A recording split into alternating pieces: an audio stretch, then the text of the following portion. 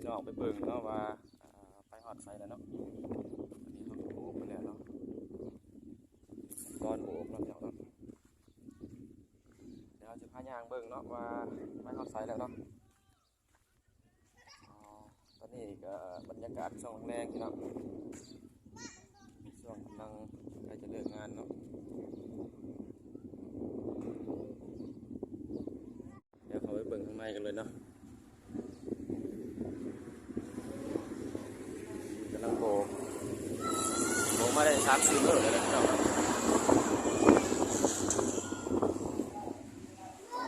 มื้อแล้วนี่ประมาณนี้พี่น้องหลังจากที่เขาโบกแล้วเนาะกำลังขุกขักกำลังเริ่มเนาะสบายดีเดี๋ยวมาเบิ่งงานบ่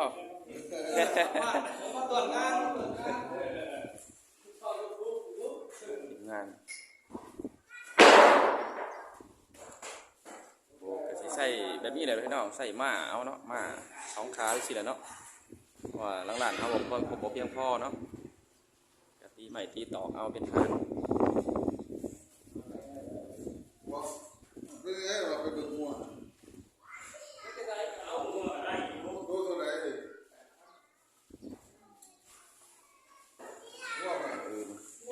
อื่นก็เฮาก็สิเขามาโบกห้องนอนเนาะยังห้องนอนเนาะยังบ่ทันแล้วยังทันได้โบกแล้ว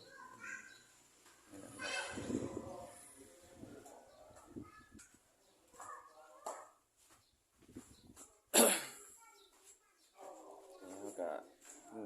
จับเหลี่ยมแล้วเนาะเขาก็จับเหลี่ยมแล้วเมื่อกี้นี้เนาะ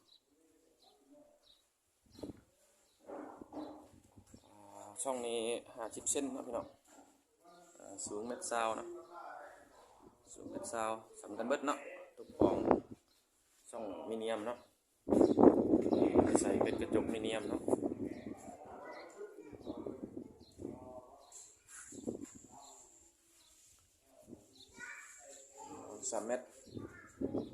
3.50 คูณ 3.50 เนาะสำหรับห้องนอน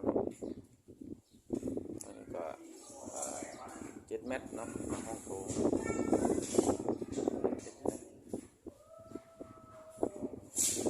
แล้วประเทศเราไปขั้นตอนต่อไปเนาะอย่างไปเบิ่งข้างนอกกันเลยเนาะงานเพดานเนาะก็ยังบ่ได้อัปเดตเบิ่งเนาะแต่ว่าเขาบ่ได้ไปหลายมื้อแล้วเขาก็มาเล่งตัวนี้ก่อน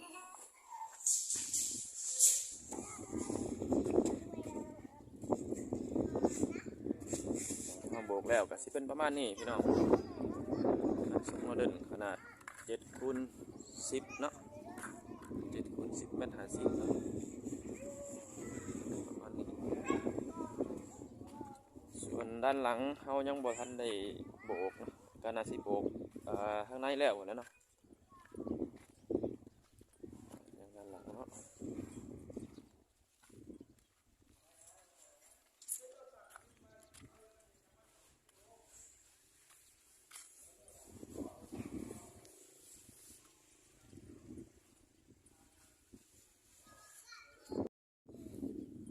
อากาศช่วงแรงๆพี่น้องประเทศลาวนี่เป็นอากาศ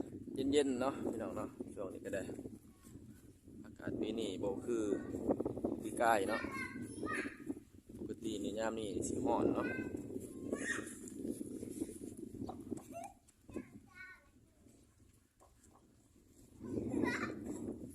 สิ่งก็ที่เป็นสีเขียวอ่อนเนาะพี่น้องเนาะ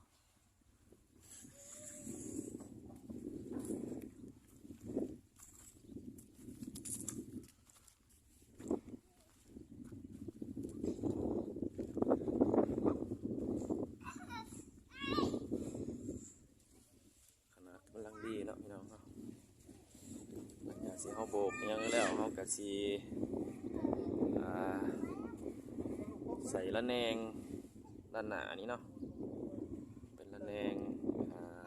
อาจจะเป็นระแนงเล็กเนาะทุกด้านจะใส่ระแนงเล็กบนเนาะเป็นเสาเล็ก3 เซนเนาะแหลกลงทุกด้านเนาะและมีระแนงตรงกลางเนาะมาทำแบบเนาะ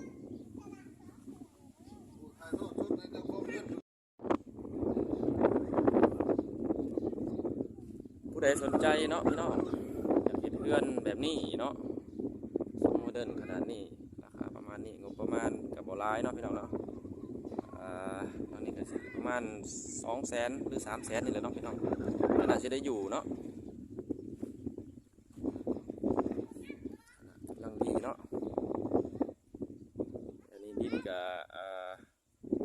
ดินเหลือเนาะก็สิปั๊บแถวๆนี้เลยเนาะดินบล็อกนี่ก็สิไว้ต่อเติมด้านหลังเนาะก็เป็นเรือนครัวของน้ำเนาะถือว่าวัตถุที่เขาสั่งมานี่ก็พอดีเนาะพอดีแล้วบ่เรือนเจ้านะแล้วเรือนเจ้ายังปูกะโลบ่วันนี้สร้างบ่ได้มาบ่นี่มื้ออื่นโอ้นี่พี่น้องเรือนกันเนาะอันนั้นก็ต่อเติมใหม่ได้เนาะนี่ก็เป็นผลงานของสร้างคำเนาะสร้างคำนั่นเนาะแรกเนาะก็มีการต่อเติมตะกี้มันก็บ่ได้เป็นหลังธรรมดาเนาะมากใหม่ก็ใหม่เนาะพี่น้อง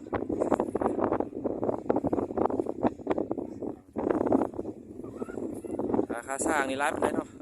ที่จ้างหลังคอน้ำตั้งคอน้ำเพิ่นแหน่โดยเพิ่นก็บอกแพงแรกก็เลยว่าโอ้ต่อ15 ล้านราคาก็ต่อรองกันได้เนาะสร้างบ้านเฮาเนาะประมาณ15 ล้านเนาะก็หลังนะ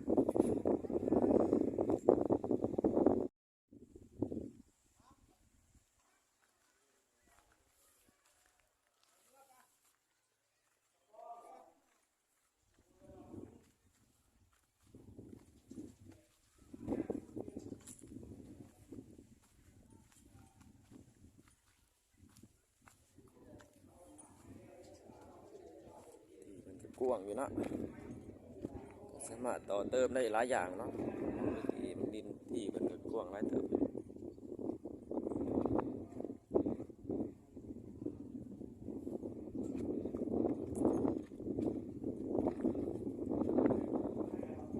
เขามาเบิ่งทีมงานกันต่อเนาะตอนนี้มันรอให้ปูนแห้งปูนยังไม่แห้งเนาะอันนี้ก็ทีมงานสบายดีอันนี้ช่างแลนสาววันโตนะพี่น้องงานอยู่ครบวันนี้มันจะไปทางไหนนี่เนาะมาลุ่มหม่องเดียวเนาะงานเดียวเนาะถ้ามันจะบ้านเป็นเล็กเนี่ยมันอยากให้มันแหลวไวๆเนาะเดี๋ยว2-3 มื้อจะมีบุญในบ้านเนาะบุญพระเวทพี่น้องนี่สิอัปเดตเบิ่งเนาะ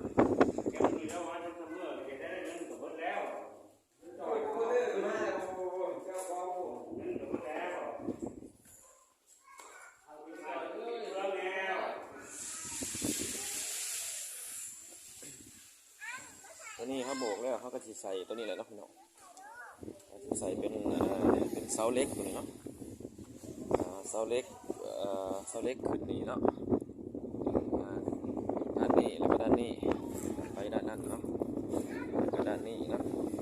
2 ด้านนี้ใส่ระแนงเป็นเสาเล็กก็จะเป็นขนาด1-2 นิ้วแล้วพี่น้อง2x2.6เนาะ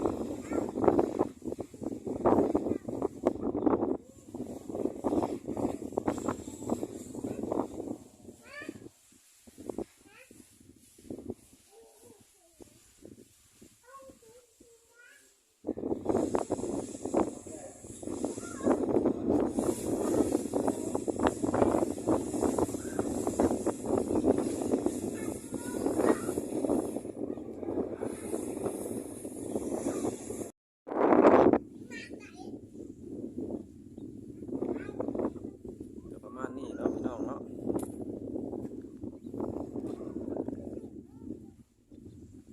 แล้วตรงนี้ก็ยังบ่ทันแล้วเนาะว่าผู้ใดสนใจฝากกดไลค์กดแชร์กดติดตามให้เด้อพี่น้องเด้อ